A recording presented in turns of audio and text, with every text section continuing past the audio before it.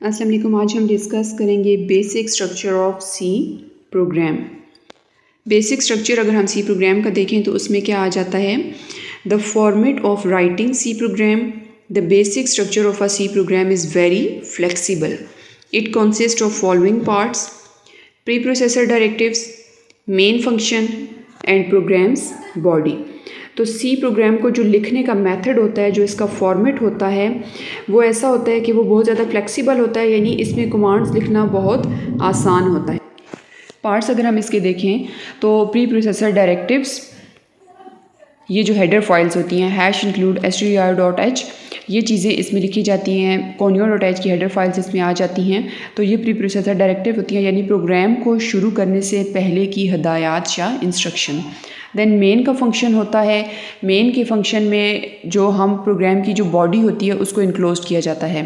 Programme body इसका third part है, जो कि डेलीमीटर्स के अंदर लिखी जाती है। जैसे अगर ये यहाँ पे एक सैम्पल प्रोग्राम है, अगर आप इसको देखो तो #include stdio.h pre processor directives हो गई, void main function and then delimiters के अंदर लिखा गया एक सिंपल आउटपुट स्टेटमेंट लिखी गई है, printf I love Pakistan.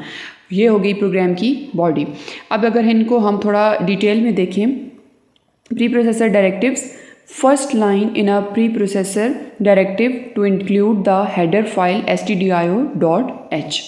It gives instruction to C preprocessor. Preprocessor is a program that modifies C source program before compilation.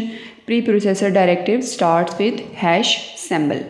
तो क्या होता है कि जो पहली लाइन होती है ना प्री प्रोसेसर डायरेक्टिव की, वो क्या होती है, वो हेडर फाइल्स को इंक्लूड करती है।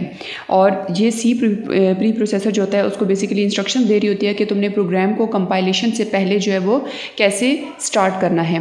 एक ऐसा प्रोग्राम है जो कि सी का जो सोर्स प्रोग्राम होता है, बिफोर कंपाइलेशन यानी ट्रांसलेट करने से पहले प्रोग्राम को कंपाइलर के थ्रू, उससे पहले की जो सोर्स कोड में जो इंस्ट्रक्शंस होती हैं ना, सोर्स कोड को कैसे मॉडिफाई करना है, तो वो जो हदायत होती हैं वो कौन देता है, प्री प्रोसेसर डायरेक्टिव। और इनका स्टार्ट कहाँ से होता है, हैश के सिंबल से, यानी #include। तो ये प्री प्रोसेसर डायरेक्टिव का स्टार्ट है। देन अगर हम इसका मेन का फंक्शन देखें तो main function is the place where execution of C program starts. When a program executes, the control enters main function and start execution its statement. तो main के फंक्शन से जो है वो हमारा प्रोग्राम स्टार्ट होता है, और जब मेन के फंक्शन से प्रोग्राम स्टार्ट होता है तो जो भी इसमें बॉडी में चीज़ें होती हैं उनको ये एग्जीक्यूट करवा देता है। अगर हम प्रोग्राम की body, statements are written in curly braces.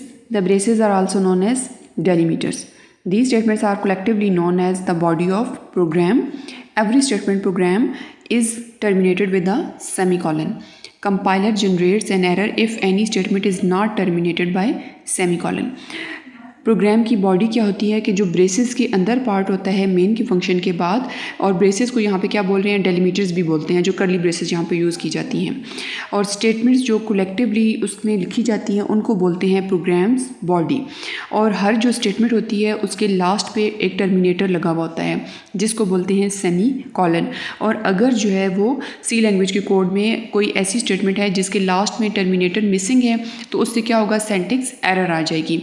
Normally जो हेडर फाइल्स होती हैं और जो मेन का फंक्शन होता है उसके लास्ट पे सेमीकोलन नहीं लगाया जाता, लेकिन जो भी स्टेटमेंट इसकी बॉडी में लिखी जाती है इसके अलावा वहाँ पे टर्मिनेटर जो है वो मैंडेटरी होता है। ये हमारे पास बेसिकली प्रोसीजर है सी लैंग्वेज के प्रोग्राम को लिखने का, और ये 3 उसके पार्ट्स हैं जिनमें हमने डिस्कस किया, pre processor directive, main function and programs body. So thanks for watching this video and don't forget to like, share and subscribe Tech and CS department.